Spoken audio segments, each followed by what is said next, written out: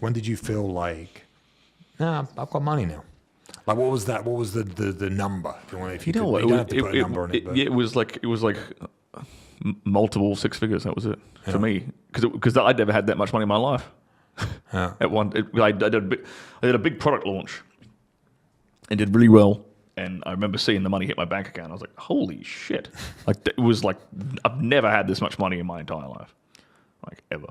And we're talking like a couple $100,000. Yeah. Right? But it happened in the space of a week. And I remember seeing the, because I did it as a pre-sale. The money wasn't hitting my account yet. So I saw the sales numbers as I was doing this big promo push for the week.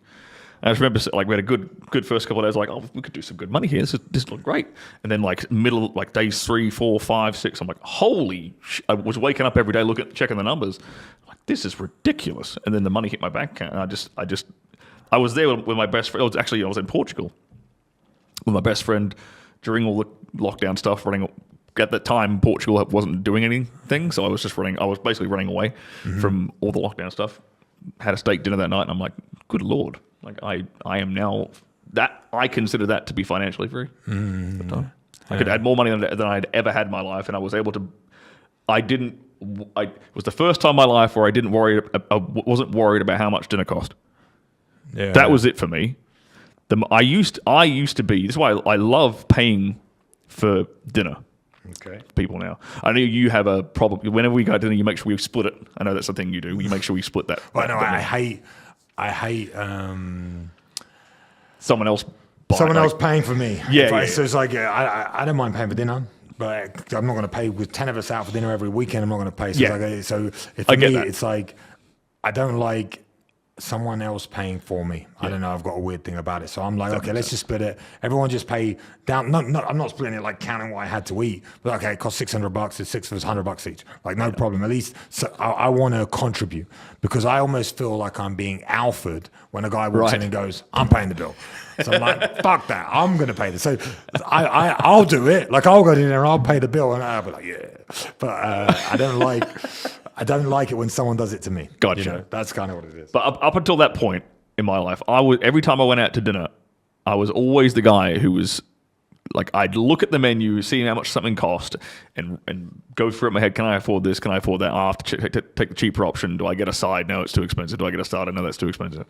Like, up until that point, my whole life, I'd had to think about the price of something on a menu. That was the first time, and since then, I'd never had to think about the price of food on a menu. And from that point onwards, I've always loved buying dinner for whoever I'm with, because I could never do it before. It's a little thing, but for me, that's one of the best feelings on earth right now. Is I can take bunch of friends out for dinner, or whatever. I can put my credit card down and pay. Well, debit card. I don't use credit cards. Put my debit card down, pay for it, and I just feel joy, because I could never do that before. So do you think that's changed in the last 3 years? Definitely. Yeah. 100%. 100%. Okay. I was broke. Yeah. I was pretty broke. Yeah.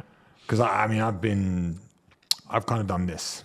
Because my story, people will know who's watching, but I went from, like I said, had the marketing job, left the job, slept on the floor for 2-3 years in the gym trying to become a fighter. I got to the fight, I did the UFC thing. You know, I felt like I made a lot of money in the UFC, because in the 2 years I was there, 3 years that I was there, I made like 200-400 grand, but like through all the sponsors, everything you could think of, you know, and I was living for free, and I had a car for free because of sponsorship, all that sort of stuff. So I maybe made 400 grand. So it's like, again, at the time, I'd gone from sleeping on the floor to making 400 grand. You think, wow, I got money. And then I could stop fighting. I left the UFC and moved to Europe, moved to Spain, and I was doing all right. But then I kind of stopped fighting, and COVID hit, and I was like, shit, what am I going to do? Then I started doing pads, and I was making okay money, but nothing. And then, you know, I launched a few businesses, did kind of online info products similar to you, and I started making money again. So I've gone like, had no money, had money, no money, had money. And I'm sure I'll go back to no money, and I'll go back to having money. But I've always said, and this is maybe where me and you differ, I couldn't give a fuck about sleeping on the floor tomorrow. Like, in my life, I'll risk everything.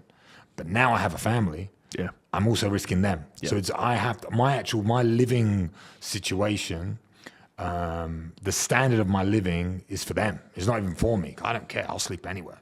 I'll eat anything. And when you the thing is, this is what I wanted to ask you, because you've gone through this thing and you like to buy everyone dinner and you know, when you go out for a fancy dinner every night, like we do in Marbella, you know what I mean? It starts to lose its value. Yeah. Because it's not important. Yeah. Because I could go out for a steak dinner every night. I could go to one of the places here, that really nice spot, every night, buy dinner, no problem. So then it's like, what's the point kind of thing? So for you, what do you think the next step is on the, like, if you want to call it on the financial ladder or on your ladder, not financially, but now you've made your money. Yeah, you know you got money coming in. You know you have the ability to make money. You're an extremely confident person. You understand yourself. You're happy to give back to your friends and by take them out and looking after them. But where do you think? What's the next? Because once you see the value in that kind of isn't what you. This is how I feel anyway. The value in those experiences aren't the same as what you expect them to be. You know what I mean? Like, okay, now I'm a big boy. Now I go out, I spend it. I can do this, but it doesn't. It's not important. Yeah. Going to dinner is not important. It gives you joy. I'm not taking that away from you, but I'm saying, like, it's not an important thing. So what's the next step for you to add, let's call it, like, mission in your life? Like, what? And you have a huge mission, helping everyone. I guess you get a lot from your job because you're helping a lot of people. Yeah. I get fulfillment from that. Absolutely. But for me, for the next big personal goal, at least, is a farm. That's the thing that I just think it's on my mind all the time. It really is. Like, I make it like, the monetary side of things, like, if I'm saving money or I'm putting money aside, or I'm doing this, or I'm investing in something that I think will yield a good return, it's the end goal is always like, okay, so I can buy like 80 acres of land. That's literally it. That is the why. It's always the why for me at the moment. All right, and that's brilliant.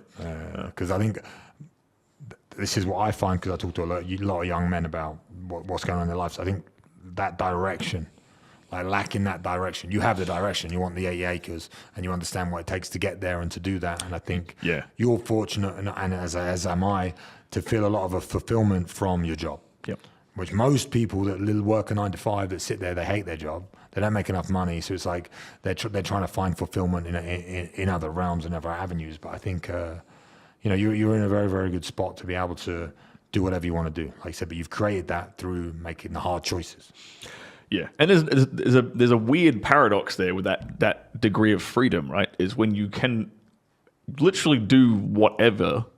Like right now, I mean, obviously I'm not ultra wealthy, right? Like there's still a lot of things I can't afford to do, right? Well, I shouldn't do, because then I'd bankrupt myself, for example, right?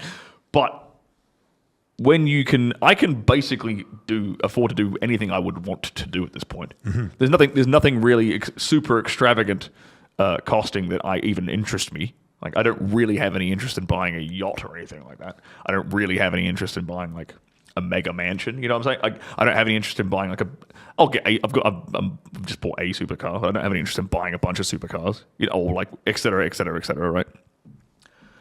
So when I can really afford to do anything I want and go anywhere I want, then the problem becomes the choice. The paradox is, it's like, okay, well, but what do I do? Because I can do damn near anything. So what exactly do I do? Is a conversation I have to sit down and have with myself. Because I could just run around like a degenerate traveling everywhere and not really get much done, right? And then the work suffers, and then my mission suffers, like, and then people suffer because I'm not doing the best job I can do. So I have to sit down and have a very introspective think about what exactly is most important and create some kind of value hierarchy around the things I can do with my time.